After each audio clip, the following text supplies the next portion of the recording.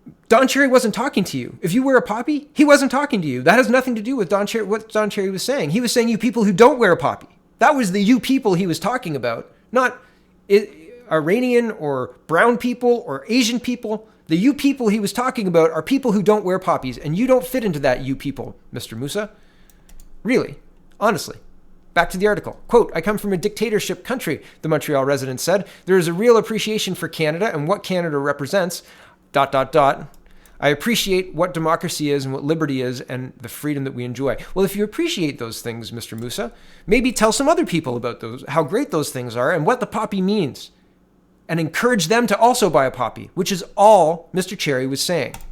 Back to the article. Quote, I don't need somebody like Don Cherry to tell me about it because he doesn't represent the good side of Canada with comments like these, he added. Huh, really? Because you misunderstood it, Musa? Or Mr. Musa? Unbelievable, right?